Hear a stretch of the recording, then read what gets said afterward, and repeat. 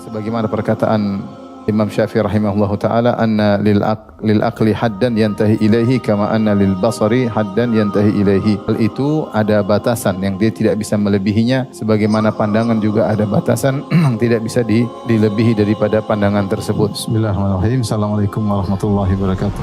Alhamdulillahi ala ihsani wa syukru lahu ala taufiqihi wa amtinani. Asyhadu an la ilaha illallah wahdahu la syarika lahu ta'ziman li sya'ni wa asyhadu anna Muhammadan abduhu wa rasuluh da'ila ridwanih. Allahumma salli alaihi wa ala alihi wa ashabihi wa ikhwah. Pada kesempatan lalu telah kita bahas tentang sumber akidah yang benar dan sumber akidah yang salah, dan sumber akidah yang salah tentunya tidak terbatas. Dan pada kesempatan kali ini kita akan fokus pada sumber akidah yang salah, yaitu mengenai masalah akal, ya. Bagaimana hakikat akal dan bagaimana penempatan akal yang seharusnya, ya.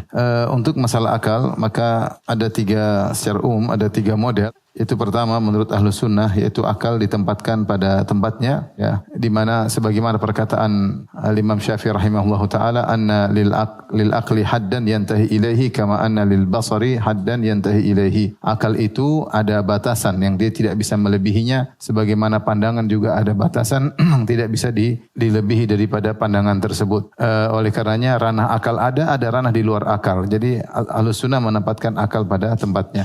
Adapun al-mutakallimin maksudnya adalah ahlul kalam, dalam hal ini adalah Jahmiyah, kemudian al-Mu'tazilah dan Asy'ariyah. Maka mereka semua sepakat untuk takdimul aql ala naql. Kalau ada akal bertentangan dengan dalil, maka akal didahulukan daripada dalil. Dalil ditolak atau ditakwil yang sesuai dengan akal. Kemudian yang ketiga, model ketiga, praktek sufiyah yang mereka meninggalkan akal, bahkan mereka meninggalkan dalil. Sehingga mereka ketika menyampaikan suatu sumber hukum, mereka biasanya dengan mimpi atau bertemu dengan Nabi Khadir atau bertemu dengan Nabi SAW secara nyata, atau mereka mendapatkan al-kashf dan yang lainnya, ya. Taib.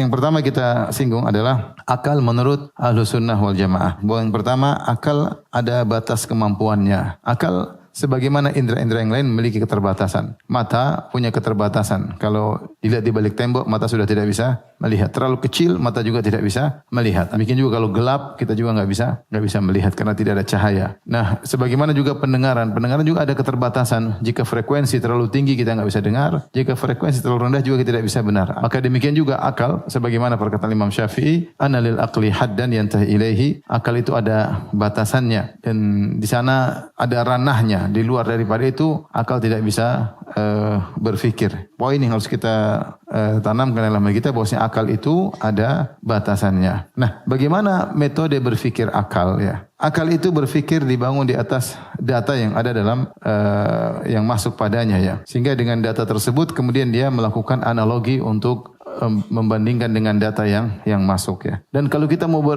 berfikir di luar apa yang ada dalam database, kita nggak bakalan mampu. Saya sering sampaikan juga gambarannya. Coba seorang menghayal tentang tampannya Nabi Yusuf, dia tidak bakalan mampu. Dia hanya bisa menghayal lelaki tertampan yang pernah dia lihat. Adapun seorang sosok lelaki yang tampan luar biasa, yang para wanita ketika melihat wanita tersebut sampai memotong-motong tangan mereka tanpa mereka sadari, seorang tidak akan mampu membayangkannya. Bidadari begitu cantik jelita, ya. Kita nggak mampu untuk menghayalkannya, ya. Karena yang kita hayal pasti database yang ada masuk dalam diri kita. Ketika Rasulullah SAW mengatakan tentang bagaimana bedingnya bidadari, kemudian Rasulullah SAW mengatakan, innahu yura mukhu saqaiha min wara'il lahmi minal hasan.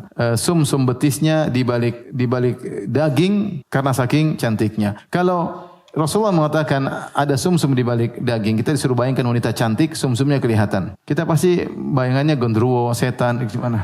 Ada wanita cantik, saking cantiknya sumsumnya kelihatan, pasti kita ngeri. Masuk, kita nggak pernah bisa membayangkan yang lain, karena database nggak ada. Tapi Allah menggambarkan beningnya itu menunjukkan kecantikannya, namun kita nggak bisa membayangkan. Oleh karenanya, banyak hal yang di luar daripada ranah akal. Contoh, seperti ketika Allah berbicara tentang ruh. Wa yas'alunaka anir ruh. Qulir ruhu min amri rabbi. Mereka bertanya kepada engkau tentang ruh. Katakanlah ruh itu adalah urusan Rabbmu. Wa ma illa qalila. Kalian tidak diberi ilmu kecuali sangat sedikit. Ruh itu bagaimana? Dari zat apa? Unsur apa? Bagaimana dia menyebar dalam tubuh? Apakah dia besar? Apakah dia kecil? Tidak ada yang tahu. Kalau kita datangkan 1000 profesor untuk berbicara tentang ruh, pasti ada 1000 pendapat. Kenapa? Karena mereka tidak punya database tentang apa? ruh. Dan tidak ada yang mau dianalogikan dengan ruh, tidak bisa. Enggak usah ruh, jin saja. Karena kita bicara jin, kita tahu merasakan kehadirannya. Tapi bagaimana sifat-sifatnya kita enggak bisa tahu. Karena kita enggak pernah lihat jin secara bentuk aslinya dan kita tidak bisa menganalogikan dengan kita. Contohnya malaikat. Malaikat kita tidak pernah lihat, tapi Allah kabarkan bahwasanya malaikat punya jantung. Kata Allah Subhanahu wa taala, hatta idza fuzzi'a an qulubihim qalu madza qala rabbukum. Ketika rasa takut dicabut dari jantung malaikat, maka mereka pun sadar. Tadinya mereka pingsan, dicabut rasa takut dari jantung mereka, kemudian mereka sadar. Nah, yang kita terbayang jantungnya jantung kita. Malaikat tercipta dari cahaya. Jantungnya bagaimana? Enggak bisa kita bayangkan. Tapi Allah bilang dia punya apa? Jantung. Artinya banyak hal yang akal kita tidak mampu untuk memikirkannya. Oleh karenanya, karena keterbatasan akal ketika berbicara tentang sifat-sifat Tuhan. Jadi akal itu, misalnya kita bicara tentang bagaimana akal bisa mengetahui tentang Allah. Jadi informasi yang didapati akal dengan pertama dengan melihat langsung, yang kedua dengan melihat yang semisalnya atau dengan sumber yang terpercaya. Sekarang kita terapkan pada Allah, hakikat tentang Allah Subhanahu wa taala. Kita pernah melihat langsung Allah enggak? Pernah melihat langsung? Jawabannya tidak pernah. Karena tidak mungkin seorang pernah lihat Allah, siapapun tidak ada pernah Allah di dunia ini. Kata Nabi sallallahu alaihi wasallam, "Ta'allamu annakum lan tamutu, annakum lan taraw rabbakum hatta tamutu." Dalam sahih Muslim kata Nabi sallallahu alaihi wasallam, "Ilmuilah, kalian tidak bakalan bisa melihat Allah sampai kalian meninggal dunia." Makanya Nabi Musa alaihissalam ketika minta untuk melihat Allah, Rabbi, dia berkata, Rabbi arini anzur ilaik. Ya Allah, perlihatkanlah dirimu. Kata Allah, lan tarani walakin inzur ilal jabali fa in istaqarra makanahu fasawfa tarani. Tapi lihatlah kepada gunung. Kalau gunung tersebut masih kokoh, kau akan bisa melihatku. Falamma tajalla rabbuhu lil jabali ja'alahu dakka wa kharra Musa sa'iqa. Ketika Allah bertajalli mulai menampakkan dirinya di gunung,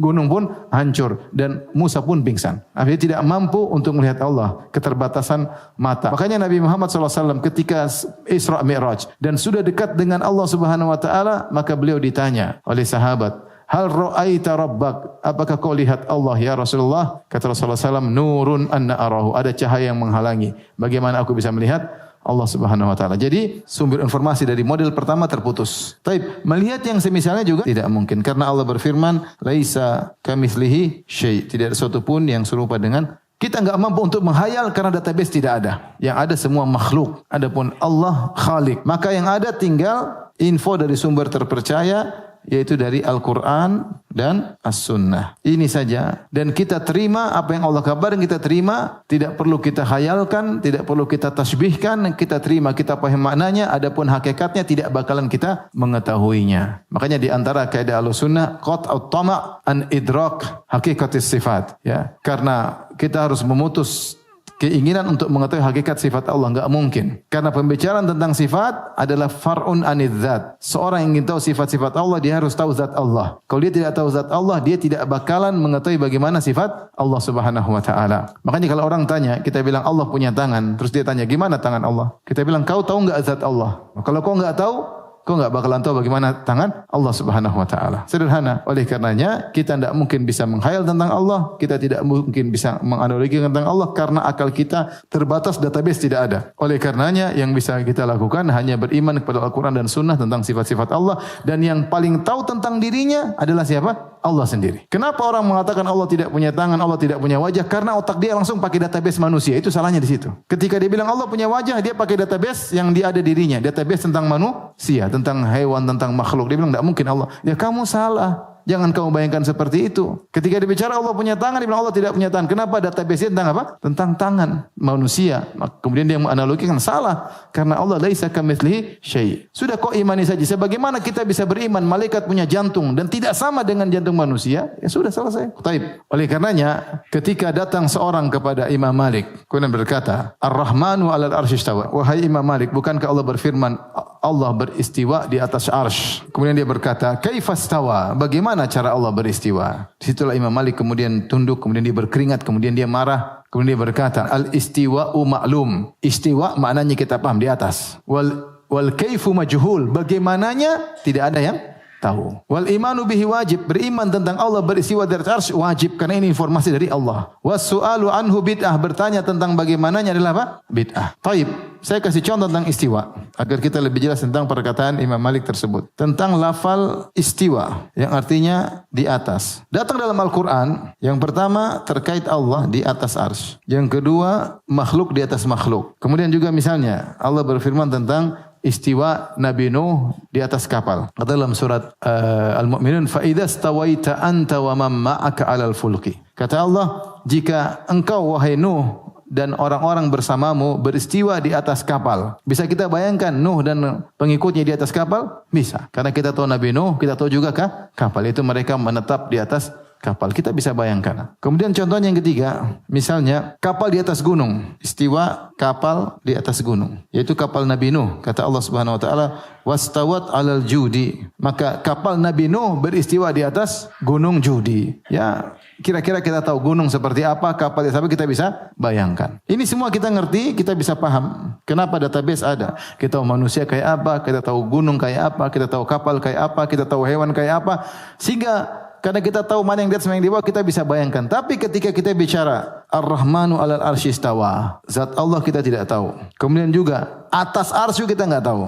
Sudah. Kalau kita enggak tahu bagaimana Allah, tidak tahu bagaimana arsy, bagaimana kita bisa membayangkan Allah beristiwa di atas arsy? Di sinilah akal kita terbatas. Di antara yang tidak bisa dipikirkan oleh akal adalah tentang sifat-sifat Allah Subhanahu wa taala. Terus bagaimana sifat ahlu sunnah? Kita bilang kita tetapkan tanpa membagaimanakannya. Ketika ahlul bidah menggunakan akal, kemudian dia menggunakan data yang salah, dia pikir istiwa makhluk, maka dia bilang tidak mungkin. Oleh karenanya istiwa harus maknanya istaula, menguasai. Maka dibantah oleh para ulama. Kalau maknanya istaula, bagaimana dengan firman Allah Subhanahu wa taala, "Tsumma stawa 'alal arsy." Allah menciptakan langit dan bumi, kemudian yang apa di antara keduanya, kemudian Allah beristiwa di atas arsy. Kalau kita maknakan istaula, menguasai, berarti artinya Allah menciptakan langit dan bumi dalam waktu 6 hari, kemudian Allah menguasai arsy. Berarti sebelumnya arsy tidak dikuasai dong. Ini contoh di mana akal itu punya keterbatasan. Kemudian yang kedua, akal butuh syariat. Akal itu ibarat mata butuh cahaya. Dengan cahaya maka dia bisa melihat. Ya, kalau dia bisa mengolah, dia bisa berfikir, tapi kalau tidak ada cahaya dia tidak bisa melihat. Kemudian yang ketiga, syariat tidak mendatangkan perkara-perkara yang tidak masuk akal, tetapi syariat mendatangkan perkara-perkara yang akal tidak sampai. Ada bedanya. Syariat tidak mendatangkan perkara kontradiktif, tapi syariat menjelaskan perkara-perkara yang terkadang akal kita tidak sampai. Yang keempat, tidak mungkin syariat bertentangan dengan akal. Kapan ada pertentangan, maka cuma dua kemungkinan. Akal kita yang tidak sampai sehingga tidak bisa paham, atau dalilnya yang lemah. Adapun dalil sahih dengan akal sehat tidak mungkin bertentangan. Jika ada dalil sahih yang akal kita tidak sampai, maka kita terima dalil tersebut. Berbeda dengan mutakallimin, ini model kedua mutakallimin, mereka punya kaidah taqdimul aql 'ala naql, mendahulukan akal daripada dalil. Bahwasanya jika bertentangan akal dengan dalil, maka akal harus didahulukan. Taib, bantahannya mudah dijelaskan oleh para ulama tentang metode berfikir membantah hal ini. Bantah logika mereka. Kita logikakan akal adalah misalnya tukang becak ya, atau ojek. Kemudian dalil adalah dokter misalnya. Datanglah seorang orang sakit, kemudian dia ingin cari dokter mata misalnya. Maka dia bingung mana dokter mata di sini. Dia ketemulah dengan tukang ojek. Kata tukang ojek tersebut, saya tahu dokter mata yang terbaik di sini. Ya sudah, antarkan saya ke dokter mata tersebut. Maka tukang ojek tadi ngantar pasien ke dokter mata. Dia pun berobat, kemudian diperiksa. Setelah diperiksa dikasih resep oleh dokter mata. Inilah resep penyakitmu. Kemudian ojek tadi nunggu. Ketika dia balik, ojeknya nanya, apa resepnya? Ini resepnya. Kata ojek tadi, ini enggak benar resepnya. Ketika itu, antum sebagai pasien tadi, ikut ojek atau ikut dokter mata? Kalau antum ikut dokter mata, ojek akan bilang, saya kan tunjukkan kamu itu dia dokter mata. Kamu harus percaya sama saya. Karena kamu sudah percaya saya sejak awal. Kamu percaya sama saya, itu dokter mata. Jadi harus ikut ojek, bukan dokter mata. Begitu. Ini kira-kira logika mutakallimin, sederhananya. Mereka bilang, kamu harus ikut ojek. Kenapa? Karena ojek yang menunjukkan tentang dokter mata yang mana. Kecuali ojek sejak awal salah nunjuk. Dia tunjuk tukang bengkel lah, itu baru. Maka kita bilang sama ojek, justru karena saya percaya sama kamu, makanya saya terima resep dari dokter. Kalau saya tidak terima resep dokter ini, berarti saya tidak percaya sama kamu. Berarti kamu tadi awal salah nunjuk. Tugas akal sudah cukup menunjukkan ini Tuhan. Tuhan Maha Kuasa, Tuhan gak mungkin salah. Ini Nabi enggak mungkin salah. Selanjutnya jalankan konsekuensi Tuhan, jalankan konsekuensi Nabi. Terima, jangan ditolak. Justru kalau kamu mulai ragukan Tuhan salah, ini enggak masuk akal, berarti kamu penunjukan sejak awal salah. Bantahan kedua, kalau akal jadi patokan, lantas akal siapa? Akal yang mana mau jadi patokan? Mau akal Jahmiyah atau akal Mu'tazilah atau akal Asy'ariyah? Sedangkan mereka saja yang sepakat mendahulukan akal, mereka juga berselisih. Mu'tazilah sama Asy'ariyah terus bertengkar, padahal sama-sama sepakat harus mendahulukan apa? Akal. Namun tatkala akalnya Mu'tazilah beda dengan akalnya Asy'ariyah, maka produknya pun berbeda. Maka kita bilang akal mana yang mau dipakai? Akal falasifah Yunani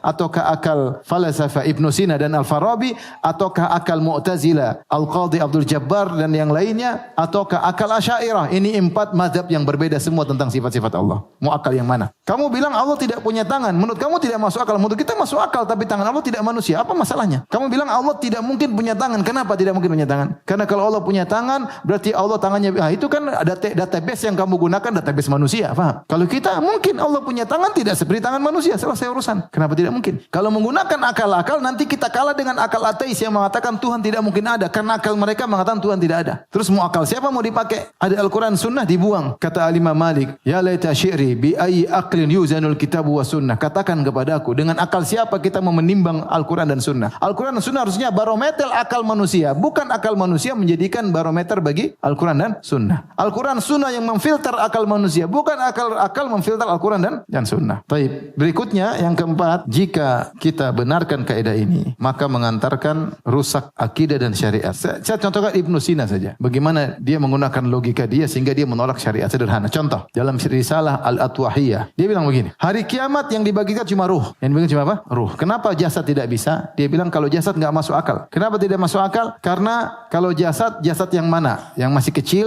atau masih muda atau sudah tua, jasad mana yang mau dibangkitkan? Terus dia bilang begini, ada seorang misalnya si A dimakan oleh ikan hiu. Ikan hiu ini kemudian ditangkap oleh sekelompok orang, B, C, D.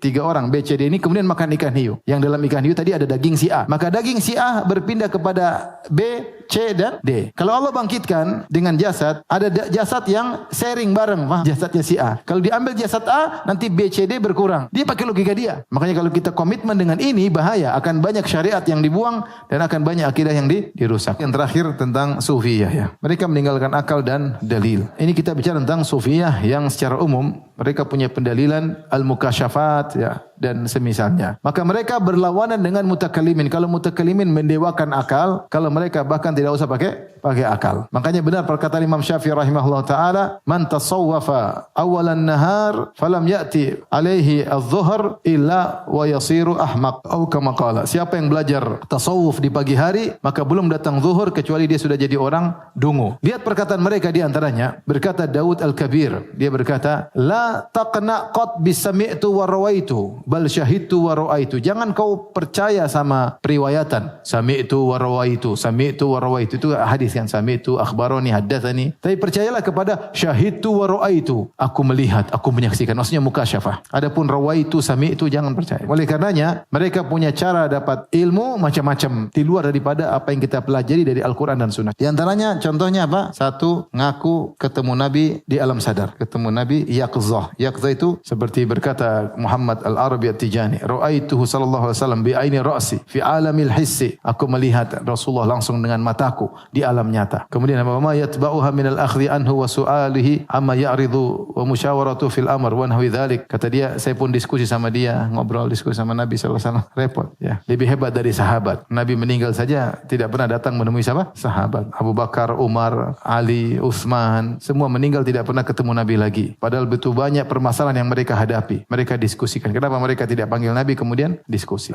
Mutakallimin, ahlul kalam mendewakan akal, kalau ini membuang akal, udah enggak pakai akal. Atau mereka bilang ngaku-ngaku ketemu Nabi dalam mimpi. Ketemu Nabi dalam mimpi dan mengajarkan syariat. Ini juga repot. Seperti yang dilakukan oleh siapa? Oleh Ibnu Arabi dalam Fususul Hikam. Dia nulis buku namanya Fususul Hikam. Dia berkata, sungguhnya aku melihat Rasulullah SAW dalam suatu mimpi yang aku melihatnya pada tanggal 10 bulan Muharram tahun 627 Hijriyah di Damaskus. Dan di tangannya ada sebuah buku. Dan dia berkata, wahai Ibnu Arabi, hadza kitabu Fususil Hikam. Keluarkanlah dia kepada manusia agar mereka bisa mengambil manfaat dari buku ini. Aku pun berkata, wahai Rasulullah, Fahaqaqtu, maka aku pun mewujudkan al-umniyah, cita-cita Nabi. Wa akhlastu niyyah, dan aku ikhlaskan niatku. Dia tulis buku Ushul Hikam. Jadi buku tersebut dapat dari dalam mimpi. Buku itu sekitar 200-300 halaman. Mungkin mimpinya lama sekali 300 halaman. Kemudian dia bangun, dia catat semua. Isi buku itu Firaun masuk surga. Selesai. Dalilnya mau pakai dalil enggak perlu. Saya ketemu Nabi dalam mimpi, ente mau ngomong banyak sudah enggak pakai dalil. Selesai. Demikian juga misalnya As-Sayyadi, salah satu tokoh sufi Rifaiyah. Ketika dia berdalil dengan benarnya maulid Nabi, dia berkata, Ra'a ahadus salihin an-nabiy sallallahu alaihi wasallam. Ada seorang saleh bertemu dengan Nabi dalam mimpi. Fasa'alahu an qira'atil maulid alladhi yusna'u min ajlihi. Maka dia pun bertanya, Rasulullah, apa hukum baca sejarah dalam perayaan maulid yang dilakukan untuk engkau? Kata Rasulullah sallallahu, man fariha bina farihna bihi. Siapa yang senang dengan kami, kami pun senang dengan dia. Sudah, selesai. Enggak usah pakai dalil. Mimpi bilang maulid benar, selesai. Demikian juga Syekh Muhammad Al-Bajali, dia berkata, "Ra'aitu Nabi sallallahu alaihi wasallam fil manam." Aku melihat Nabi dalam mimpi. Faqultu ya Rasulullah, ayul amal afdal? Amal apa yang paling afdal? Kata Nabi sallallahu alaihi wasallam dalam mimpi, "Wuqufuka baina yaday waliyillahi ka halbi syatin aw istiwa'i baydatin khairun laka min an ta'budallaha hatta tataqatta irawan iraban." Kata dia, engkau berdiri di depan seorang wali, seukuran hanya memerah sapi ya. Itu lebih baik daripada engkau beribadah kepada Allah sampai tubuhmu terputus-putus, terpotong-potong. Jadi di depan wali sebentar lebih afdal dari salat tahajud sampai semalam suntuk. Lebih afdal daripada banyak ibadah. Taib, mungkin ini saja yang saya sampaikan. Demikian saja. Wabillahi taufiq hidayah. Assalamualaikum warahmatullahi wabarakatuh.